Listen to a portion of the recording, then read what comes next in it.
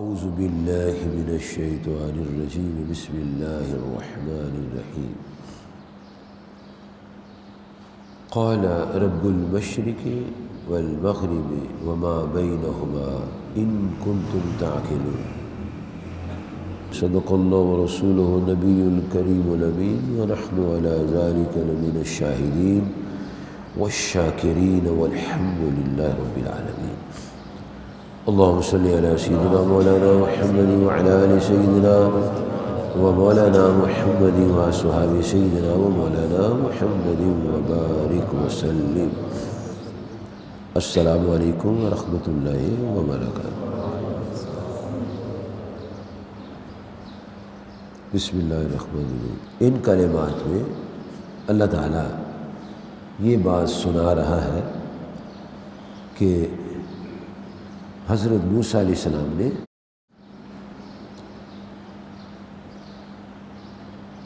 یہ بات ارشاد فرمائی، فرعون اور اس کے جتنے بھی ماننے والے تھے کہ مشرق اور مغرب کا جو رب ہے اور جو کچھ ان کے درمیان ہے وہ اس کائنات کا خالق اور مالک ہے۔ ان کنتم تعقلون، اگر تمہیں عقل ہو، یعنی جو عقل مند ہے وہ اس کے لیے یہ جاننا ماننا آسان ہے کہ اتنی بڑی زمین چاند ستارے اور سورج بنا سکتا ہے، اس کے لیے یہ بندہ 3 4 5 6 7 فٹ کا بنانا کون سا مشکل کام ہے۔ تو اس کے مقابلے میں، اس بات کے مقابلے میں، موسیٰ علیہ السلام کے مقابلے میں قال، فرعون بولا لئن اتخذت الہا غیری، اگر تم نے میرے سوا کسی اور کو معبود بنایا، کسی اور کو معبود ٹھہرایا، کسی اور کو الہ مانا، لَأَجَلَنَّاكَ مِنَ الْمَسْجُونِينَ، تو میں ضرور تمہیں قید کر دوں گا۔ اب ملک کا بادشاہ جو ہے اور تمام فوج اس کے ساتھ ہے، اور فوج بھی فرعونی ذہن کی فوج ہے، اور فوج، پولیس اور دیگر ادارے ہر ملک کے قانون کے مطابق حکمران کے تحت ہوتے ہیں، جو وہ کہتا کرتے۔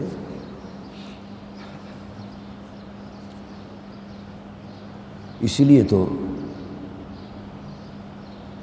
یزید کو امام حسین رضی اللہ عنہ کو قاتل کہا جاتا ہے کہ اس کے حکم سے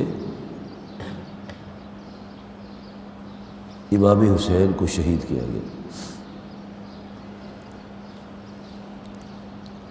کیونکہ کوفہ کا جو گورنر تھا، جب اس نے اہل بیت مصطفیٰ کریم صلی اللہ علیہ وسلم کے ساتھ نرمی اور محبت کا اظہار کیا تو یزید نے انہیں معطل کر کے عبید اللہ بن زیاد کو گورنر مقرر کیا، اور پھر ان ظالموں نے نہ بچے دیکھے نہ عورتیں دیکھی، اور ان ظالموں نے یہ نہ دیکھا کہ یہ امام الانبیاء علیہ السلام کے نواسے ہیں، شہید کر دیے۔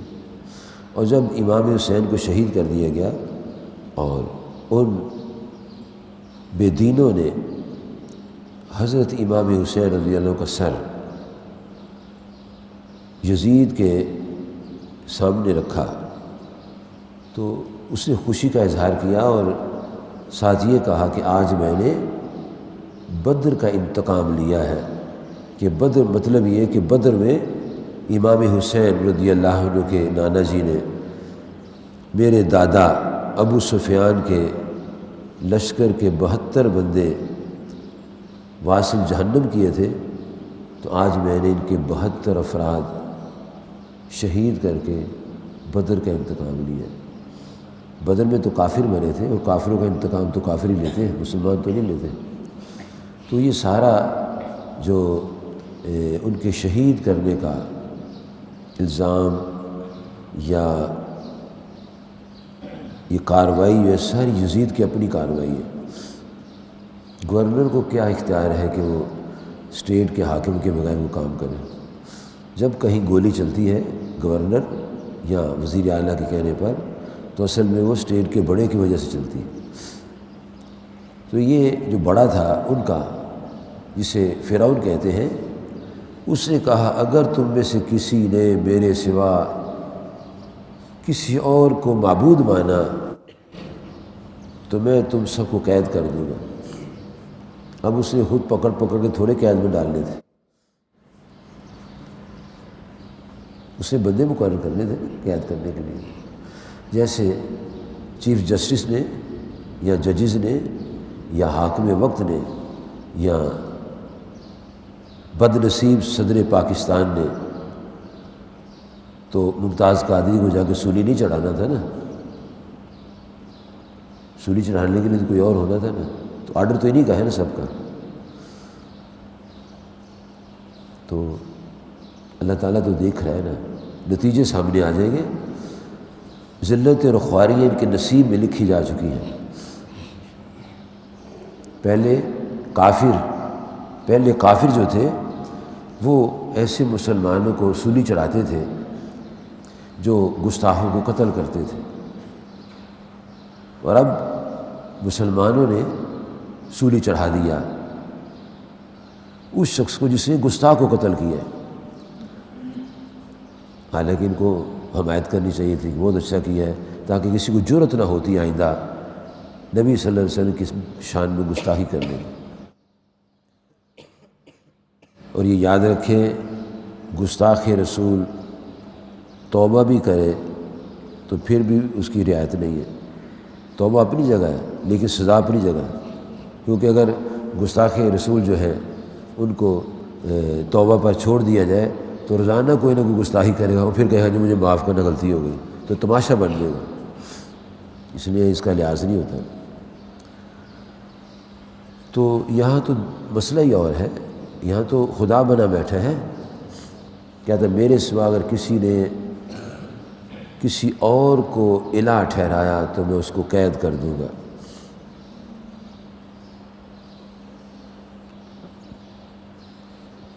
اس کے جواب میں حضرت سیدنا موسیٰ علیہ السلام نے فرمایا قال اولو جئتک بشیء مبین، وہ اگر تیرے پاس کوئی روشن چیز لائیں، ولو جئتک، اگر میں لاؤں بشیء کوئی چیز مبین روشن تیرے پاس، تو پھر آگے سے کہتے ہیں قال فأت بہ ان کنت من الصادقین، اگر سچو تو لے آؤ۔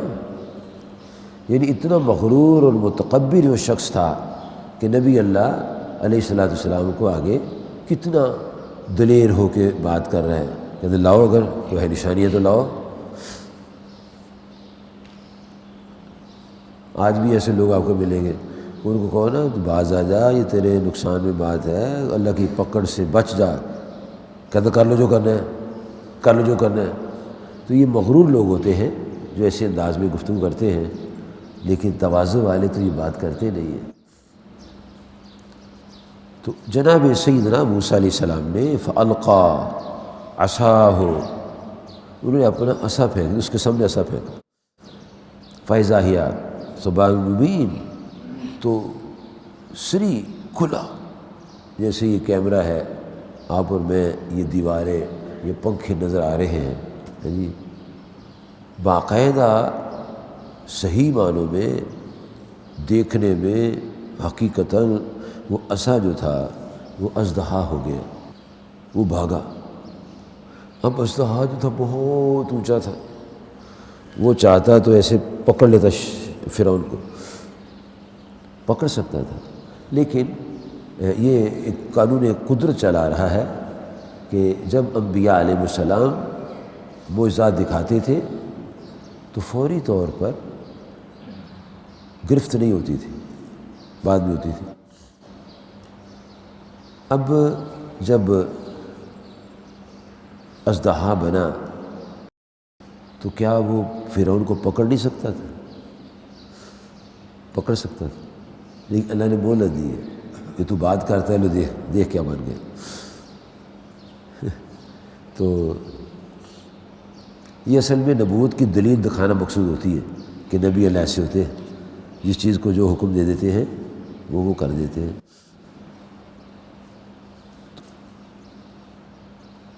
وَنَزَعَ يَدَهُ فَإِذَا هِيَ بَيْضَاءُ لِلنَّاظِرِينَ، پھر انہوں نے اپنا ہاتھ نکالا، ایسے کر کے ہاتھ نکالا، بیضاء تو روشن چمکتا ہوا چاند و سورج کی طرح، للناظرین دیکھنے والوں کے، دیکھو لوگوں نے دیکھا کہ ہاتھ بھی نور کی طرح چمک رہا ہے۔ اب یہ دو موجے دکھائے ان کو، اسی وقت اس کو مارا جا سکتا تھا، اژدہا پکڑ کھا جاتا اس کو۔ نبی صلی اللہ علیہ وسلم نے اشارے سے چاند کو دو ٹکڑے کیے، ٹھیک ہے، وہ دکھایا کہ نبی اللہ کی طاقت کتنی ہوتی ہے، اور نبی اللہ علیہ السلام کیسے اللہ کی عظمت و شان کا مظہر بن کے لوگوں کے سامنے آتے ہیں، کہ چاند اس کا بنایا ہوا، نبی بھی اس کے ہیں، اور اشارہ کرے تو چاند کے دو ٹکڑے ہو جاتے ہیں، اور صاف نظر آتا ہے کہ ایسے کر کے دونوں ٹکڑے گئے، اور پھر ایسے کر کے دونوں جڑ گئے۔ وہ دکھانے کے لیے تھا کہ نبی اللہ کی نبوت کے لیے معجزہ جو ہوتا ہے اس شان کے ساتھ ہوتا ہے۔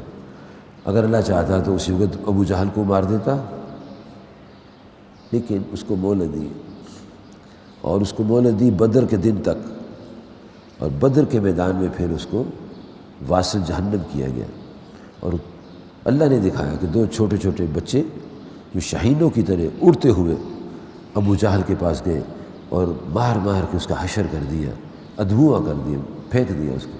پھر عبداللہ بن مسعود رضی اللہ تعالیٰ عنہ آئے اور اس کو سزا کے طور پر کہ تو نے اس زمین پر، اس دھرتی پر اللہ کی بغاوت کی ہے، اب تیرا انجام یہ ہے جو کرنا۔ پھر اس کو پھر بھی کہتا ہے کہ میرا سر کون کاٹ رہا ہے، کوئی سردار کاٹتا تو پھر تھا، عبداللہ تم کاٹ رہے ہو۔ یعنی وہ مسلمان کو حقیر سمجھتا تھا۔ وہ بہت بڑے انسان تھے عبداللہ بن مسعود، وہ نبی صلی اللہ علیہ وسلم کے طریقے پر تھے، قاری قرآن تھے، اور نبی صلی اللہ علیہ وسلم کی پہچان تھے، لیکن اس نے اچھا نہ جانا۔ تو یہ دشمن جو ہوتے ہیں وہ اچھے کاموں کو اچھا نہیں سمجھتے، لیکن جو اپنے ہوتے ہیں وہ اچھا بھی سمجھتے ہیں اور ساتھ معاونت بھی کرتے ہیں۔ تو اللہ تعالیٰ جل مجدہ الکریم ارشاد فرماتا ہے کہ جب انہوں نے عصا اژدہا دکھایا اور چمکتا ہوا ہاتھ دکھایا تو قال للملئ حولہ ان ھذا لساحر علیم، تو بجائے اس کے کہ وہ مانتا، کہنے لگا میرے سرداروں یہ تو بڑا علم والا جادوگر ہے، بجائے ماننے کے یہ الٹ بات کر دی۔ تو پھر کیا ہوا وہ انشاءاللہ تعالیٰ باقی حصہ کل کے درس میں آئے گا۔ اللہ تعالیٰ مجھے آپ کو فہم قرآن عطا فرمائے، اپنی قدرت اور عظمت جان مان کر اپنے ایمان کو مضبوط رکھنے کی توفیق عطا فرمائے۔ کیوں؟ اگر ایمان ہے تو اعمال بھی ہیں، اگر ایمان نہیں تو کسی عمل کا کوئی فائدہ نہیں ہے۔